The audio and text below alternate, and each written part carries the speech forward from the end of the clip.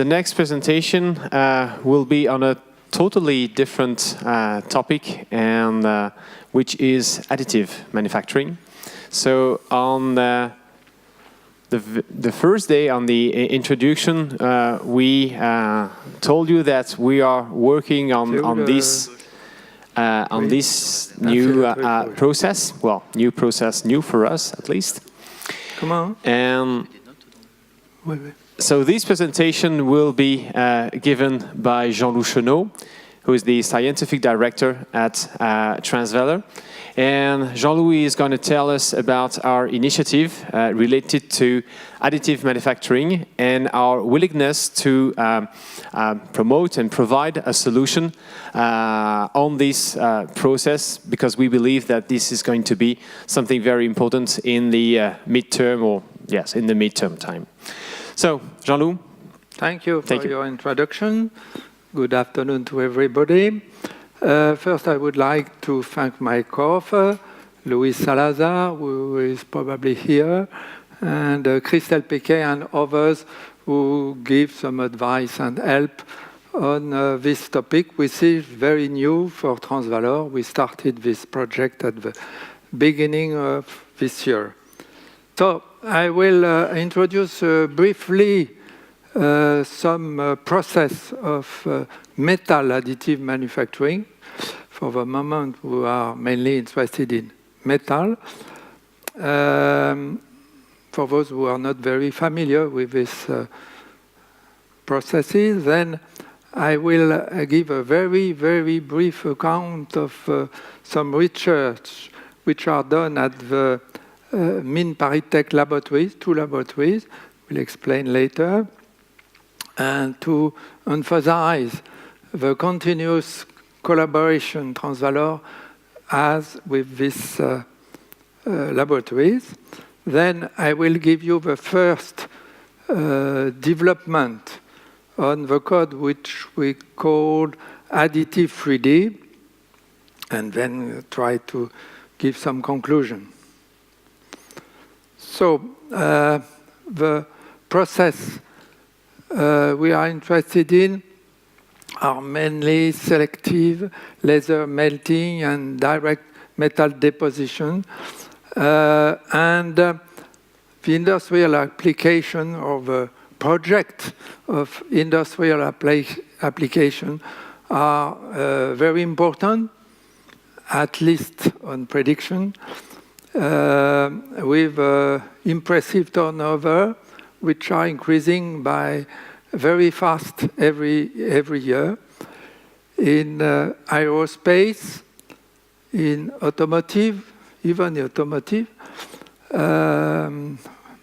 in biomedical application, energy, defense, jewelry, watchmaking, transportation, tooling, and probably many others.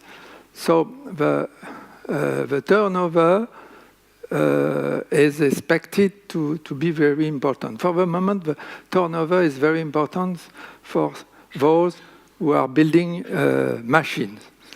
Machine until, I think, 2014 were higher from the producer of machine, higher than for the producer of parts. But this will change rapidly. So the first process we will try to simulate is selective laser melting. The process, roughly speaking, consists in depositing very thin layer of powder, which are melted selectively by a complicated path by a laser to produce finally the part with many layers. The layers can be as small as 25 micron, and the radius of the laser impact is about 10 micron. 50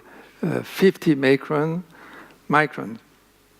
The total displacement can reach several kilometers with a velocity of about 3 meters per second. So this process is not so fast. I will give the advantage and drawbacks in a few minutes.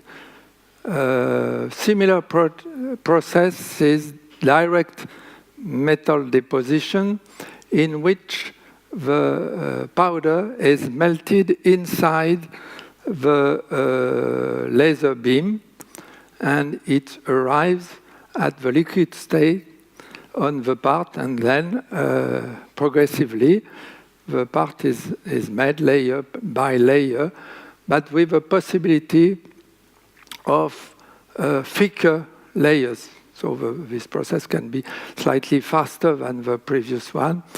And it has the advantage of possibly to have a material gradient or different material.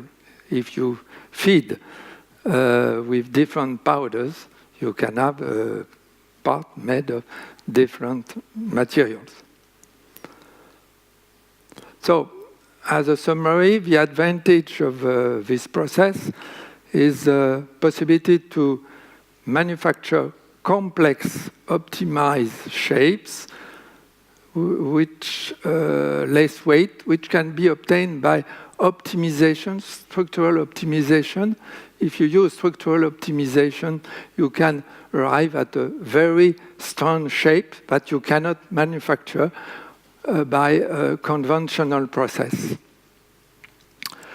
You can introduce new material, several material, gradient of material, and this can be also used as welding to repair damaged parts. The drawbacks, which I already mentioned partially, is a relatively slow process. The selective laser melting can take several hours.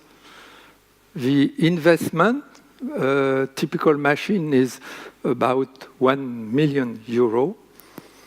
The control of machine, you must decide the path of the laser, and the cost of powder, which is used at the ratio of about 10% in the average. The final shape and the stress distribution is not known, and the local composition, even the local composition, can be unknown. For example, if during the laser impact there is some evaporation of a component. Aluminum component, for example, can evaporate, so you obtain a different material as compared to the initial powder. And you cannot also know easily the microstructure. So all of this drawback tend to show the interest of numerical simulation. So the research is relatively intensive in many laboratories in the world, and in School of Mines of Paris, there is activity in the Center of Material, CDM, which is close to Paris, and in CEMEF, which is in Sophia Antipolis, and they are representative of CEMEF here, I think. First, what is done at the Center of Material? They want to study the process from the powder to the final properties of the mechanical part. So they're interested in studying the process. They have a machine, probably two now. They perform simulation. They study the part, and they try to characterize the desired property, which hopefully fulfill the requirement. For example, they study the temperature at which the powder is melted. And very often the cooling is too fast. The process is too slow, but the cooling can be too fast. And some solutions are studied to correct this problem. Also, the pool under the laser impact, there is a pool in which there is recirculation and many complicated phenomena which can be stable or unstable. And in case it is unstable, you can have properties which are not the desired one. They are measuring the elastic deflection, and they try to characterize the evolution of the part during forming due to the residual stress, so they can compute the residual stress or measure the deflection during forming. So this is illustrated on the left of the slide. And at the CEMEF laboratory, which is, as I said, you know it, in Sofia Antipolis, they are mainly involved for the moment in the micro-modeling. The micro-modeling is a thermal and mechanical study in the vicinity of laser impact to characterize the extent of the liquid zone and to model the solidification, which occur quite rapidly. So they have developed a method which takes into account the gas, the liquid zone, the mushy zone, and finally the solid. This is an example of what they are doing, so they can model the progression of laser melting, but the CPU time associated with this computation is quite high, and it is only possible to do it for a small length. But this approach gives important result regarding the microstructure that we can generate and the stability, for example, of the pool, which is in red on the left. So, to summarize what is done at the Center of Material Forming, they have a high level and time-consuming micro computation, which can be used for the macro model, for which I will give more detail in a few minutes. And they can also simulate plating. In the new machine, second laser will not melt the powder, but preheat it to facilitate the process and to improve the result. They are also studying the macro model, in which they are studying various approximations and test of algorithm. So now I come to TRANSVALOR, the activity of TRANSVALOR, which is quite young. And for the moment, we have only worked on the macro approach. In the project Additive 3D. So this is a finite element modeling of SLM and DMD and metal additive manufacturing. For the moment, the macro model, and in the near future, the micro model, using our experience in casting and also welding, and in close cooperation with the previous two laboratories who have already worked on these topics.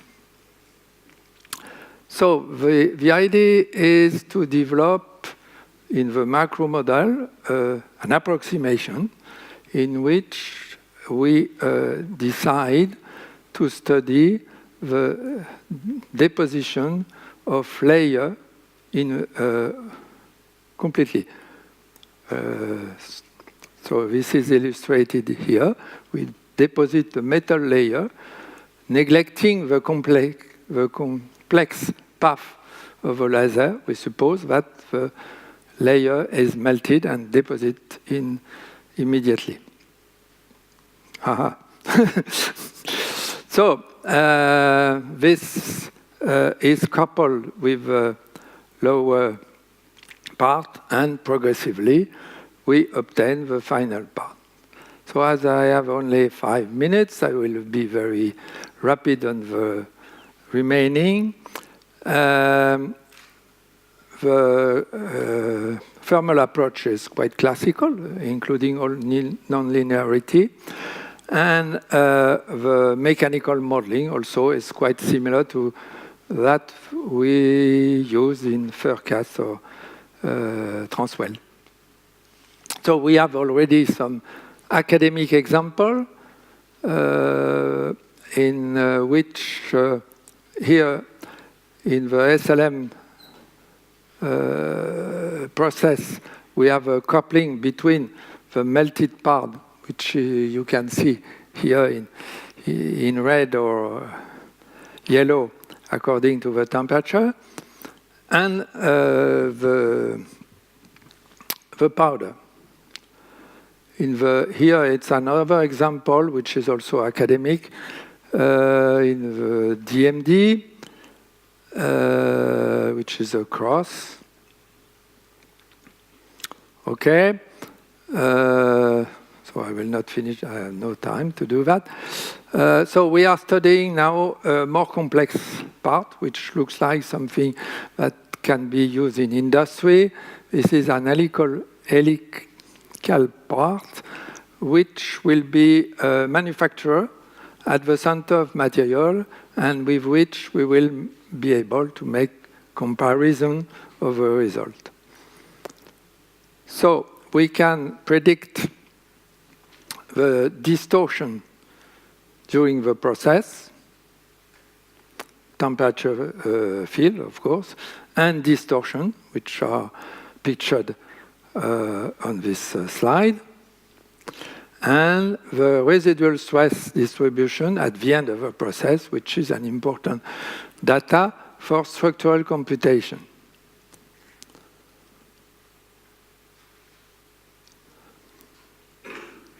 So now I must go to the conclusion. So the code Additive 3D was developed for SLM and DMD, which are very close, allowing to predict distortion of a workpiece during forming, to evaluate the residual stress distribution, and this can be used to optimize the position, the orientation of a part, and in some part there are supports to avoid some unwilling movement.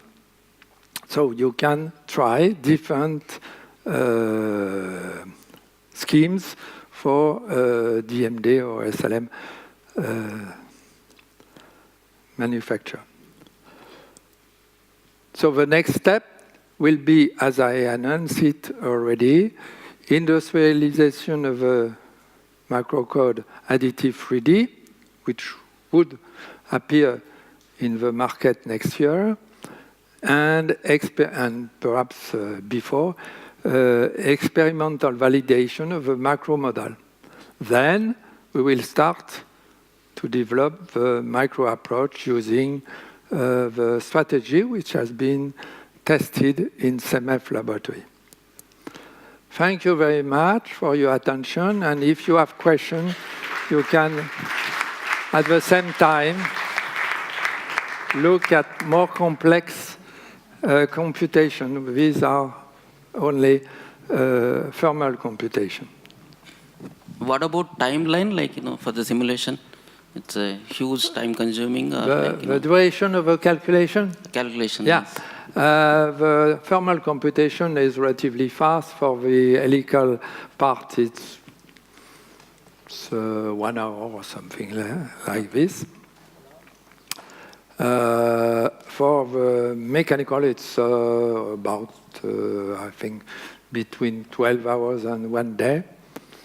But at this stage, without optimization, it's the first. The first step is to build all the numerical and computational tool to test the possibility to do that. And then we will optimize, not already with multigrid, but only to tune some parameters in the code and to make probably some approximation to accelerate the computation. Because when you will have to compute mechanical behavior of this structure, I think computational time will need many processors and a lot of time.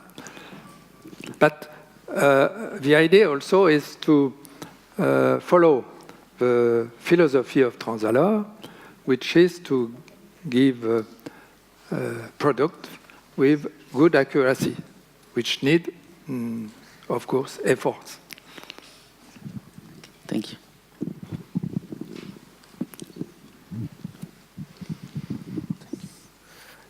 Thank you for a nice presentation. Do you also have prediction for areas where cracks could appear because of strong shrinking or strong tension? I do think that the macro model is not able to treat this problem. I think in the micro approach, it will be possible. But with a micro model, I'm not sure that we will be able to do that. But anyway, we will follow some parameter in tensile stress, and possibly we will observe some part with risk of failure.